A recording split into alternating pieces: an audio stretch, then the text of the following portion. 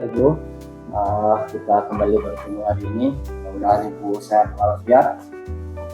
Kita akan bincang-bincang itu tentang permasalahan yang ada dalam hal ini kan, kita istilahnya itu dalam pembinaan pengajar coaching ya. Coaching. Jadi kita akan membicarakan coaching tentang bagaimana nanti pelaksanaan pembelajaran di sekolah. Nah, kira-kira apa yang ingin kita bincangkan hari ini yang menjadi permasalahan kita selama ya mungkin dalam semester inilah. Ini apa yang menjadi permasalahan pokok dalam kegiatan pembelajaran di sekolah. Ya, terima kasih Pak. Jadi begini Pak, berdasarkan hasil refleksi di Kombel beberapa minggu ya belakangan ini, Kombel komunitas belajar kami itu di awal tahun ajaran itu sudah membicarakan kira-kira apa permasalahan yang muncul selama ini.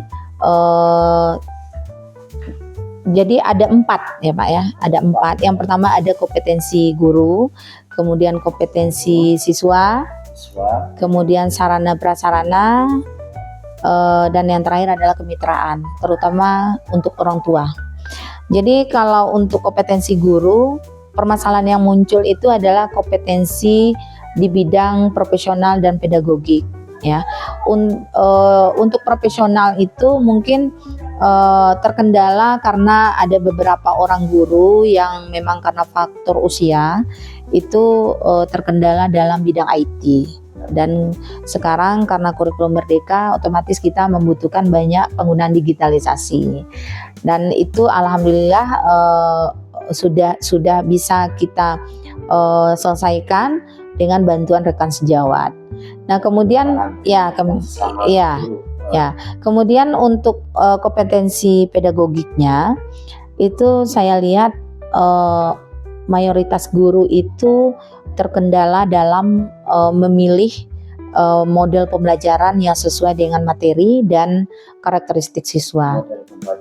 Model pembelajaran. Jadi umumnya mereka sudah mengenal model pembelajaran, tetapi memilih apakah model pembelajaran itu cocok atau sesuai digunakan di dalam kelas atau tidak, itu yang kesulitan. Kemudian ada beberapa yang memang sekedar mengenal tapi belum pernah mengimplementasikannya di dalam kelas. Nah, itu yang permasalahan kompetensi guru. Kemudian kompetensi siswa. Ya, secara umum memang kompetensi siswa itu siswa masih ada yang kurang aktif pada saat PBM, kemudian motivasinya kurang dan cenderung pada saat pelaksanaan diskusi itu satu arah. Ya. Siswa hanya menerima saja. Iya, hanya menerima saja. Ya. Pembelajaran aktifnya mungkin kurang ya. Ya mungkin ini ada faktornya dengan kompetensi guru tadi yang memilih model pembelajaran yang belum sesuai tadi. Kemudian sarana dan prasarana. Mungkin kami lebih memfokuskan pada sarana. Di mana masih ada keterbatasan dalam penyediaan buku, teks dan non-teks. Dan kami hanya mampu menganggarkannya itu untuk buku pegangan siswa dan guru saja, buku untuk setiap mata pelajarannya, teks bacaan. Jadi untuk buku referensi yang lainnya itu yang memang dibutuhkan juga oleh siswa itu masih terbatas, ya. Kemudian penyediaan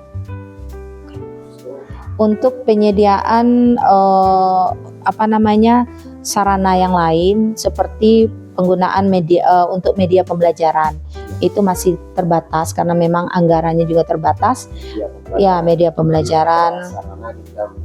Misalnya pengadaan alat olahraga, kemudian pengadaan perangkat keras seperti laptop atau apa itu masih terbatas ya, terutama untuk kegiatan TIK dalam pembelajaran TIK.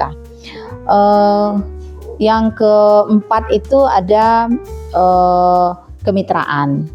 Nah, kemitraan itu yang paling fokusnya itu adalah orang tua ya, dengan orang tua ya.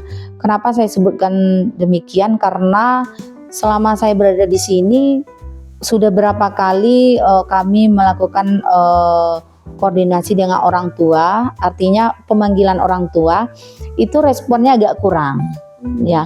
Jadi ketika siswa itu menghadapi masalah di sekolah, entah itu masalah PBM-nya, kemudian hal-hal lain yang berhubungan dengan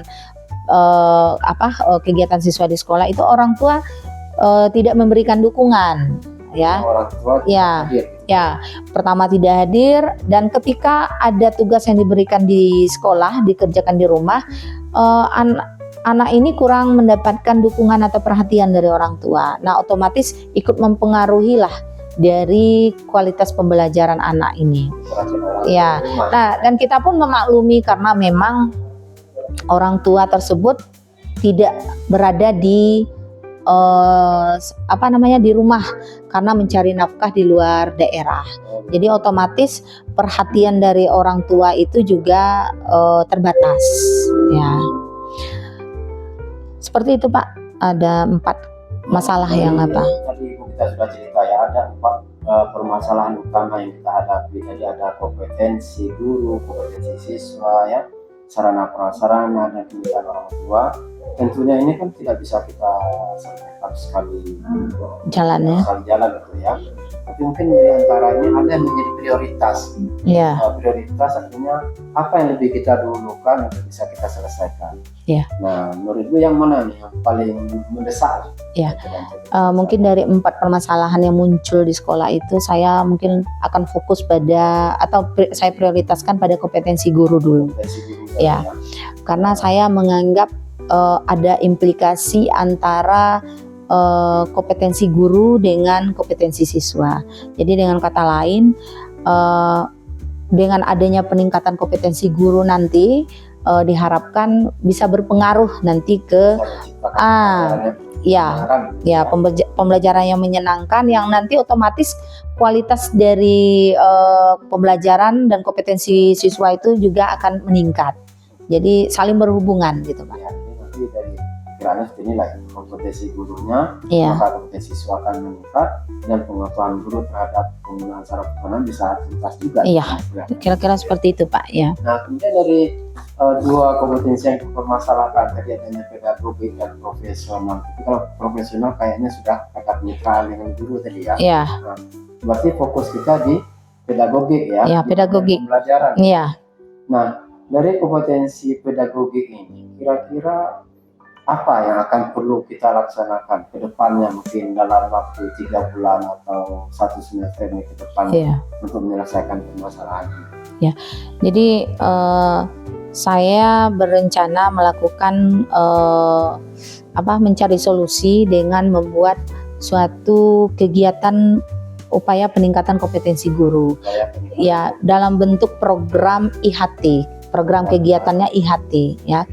IHT yang berkelanjutan. Jadi bukan cuma sekali gitu.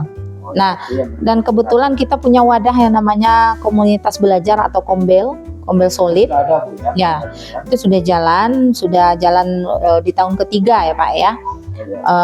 Dengan adanya Kombel ini kami merasa sangat terbantu sekali.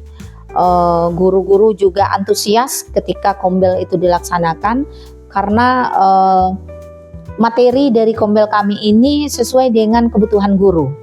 Disesuaikan. Ya. Apa yang guru butuhkan. Kita bicarakan. Ya. Jadi saya sebagai KS, sebagai kepala sekolah itu memfasilitasi itu mungkin dengan menjadi narasumber atau mendatangkan narasumber, atau nanti ada dari lingkup guru-guru itu yang mau berbagi praktik baik, ya.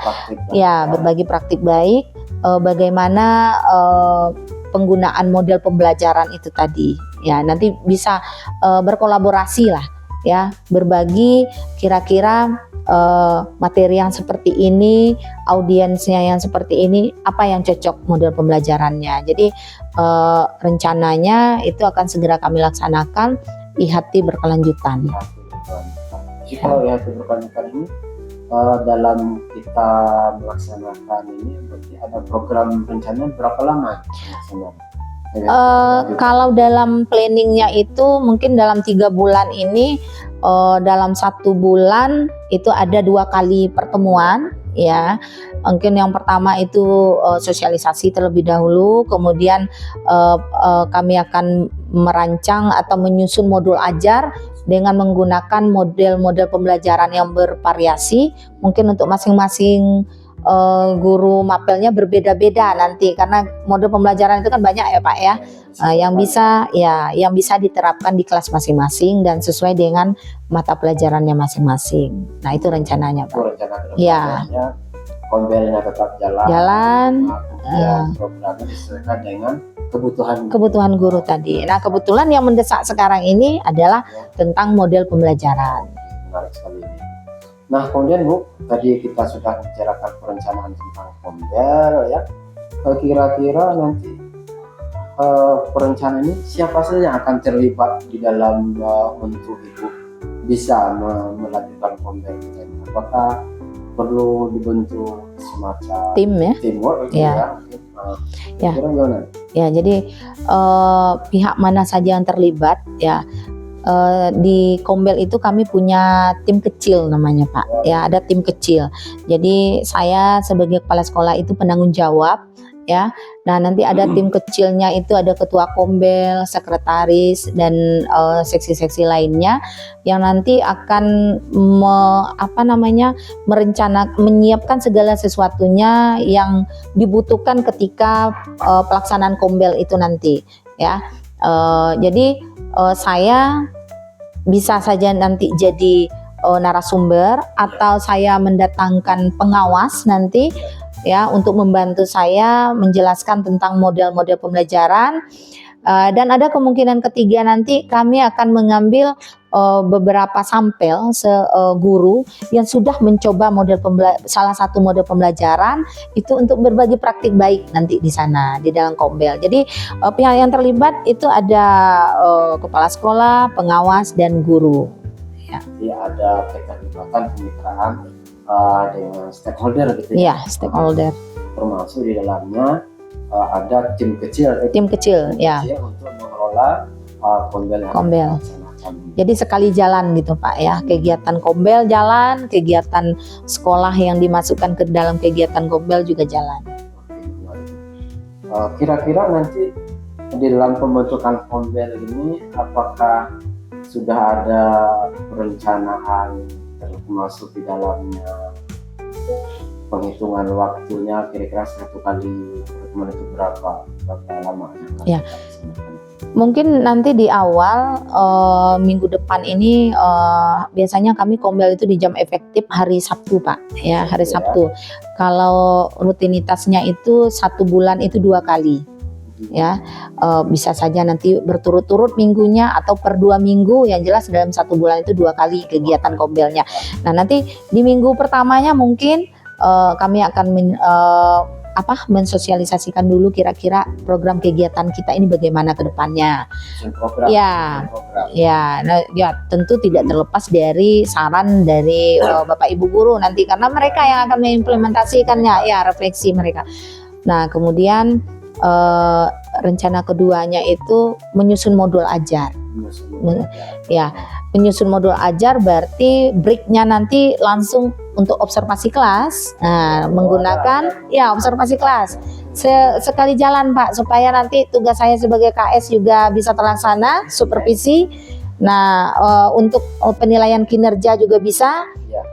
Dan otomatis nanti guru yang sudah menyusun modul ajar tadi bisa kita terapkan langsung di dalam kelas, dan beberapa guru nanti sebagai bukan penilai, tapi kita bisa sharing, melibatkan seperti ini penggunaan model pembelajaran ini. Dan satu lagi, saya akan meminta guru yang melaksanakan model pembelajaran tersebut untuk membuat video pembelajaran. Nah, nanti paling tidak kita bisa menonton ulang. Nah, kira-kira merefleksi diri gitu ya, guru role modelnya tadi itu kira-kira di mana yang perlu diperbaiki dan apa yang perlu ditambahkan lagi gitu. Nah, seperti itu. Sekali programnya ke depan. Ya. Setelah Kombel akan ada implementasinya. mengambil Ya. videonya juga, bisa belajar kembali. Jadi dari video juga kita bisa langsung memonef kira-kira apa yang bisa kita perbaiki nanti. Sekali merangkum lagi, Ya. Bapak Ibu bisa supervisi, Ibu bisa melakukan penilaian. Iya. Banyak sekali. Jadi dalam satu kegiatan Bisa terangkum semuanya. Menarik sekali ini. Nah kemudian Ibu, di samping Ibu selaku kepala sekolah sebagai penanggung jawab dari kegiatan ini, kira-kira nanti siapa teman Ibu yang akan menjadi istilahnya yang akan mengingatkan Ibu lah tentang kegiatan kita? Ya, otomatis kalau saya sebagai kepala sekolah, saya butuh dampingan coaching dari pengawas, ya. Jadi dengan kata lain, pengawas itu sebagai partner saya, ya. Bisa nanti tempat saya meminta saran atau mungkin nanti bisa sekaligus menjadi narasumber nanti. Jadi ketika ada kesulitan yang saya temui dalam pelaksanaannya, saya bisa berbagi dan sharing dengan Bapak pengawas. Dan juga nanti ada teamwork saya, ya, yang nanti yang lebih tahu atau paham keadaan di lapangan gitu. Jadi ada teamwork, Ya. dari pengawas ya. Kita kolaborasi, Pak. Kolaborasi Ya. menjadikan kegiatan ini berhasil. Ya. Wah, terima kasih sekali Bu, ini sangat menyenangkan sekali pembicaraan kita hari ini. Mudah-mudahan nanti kegiatan ini bisa kita laksanakan dan Pelaksanaan yang baik. Ya. tetap kolaborasi dengan Iya. guru, teamworknya tetap bekerja, Iya. ya, dan nanti kita saling-saling mengingatkan. Iya. Ya, terima kasih Bu atas bincang-bincang hari ini. Ya, sama. Mungkin waktu kita juga tidak lama, dan mudah-mudahan nanti kegiatan ini berhasil. Amin. Terima Mudah-mudahan kasih berhasil. Bu atas waktunya, dan saya mungkin akan menutup kegiatan. Ya. Dan cukup dengan Assalamualaikum warahmatullahi wabarakatuh. Waalaikumsalam warahmatullahi wabarakatuh. Ya, Pak. Terima kasih, Pak.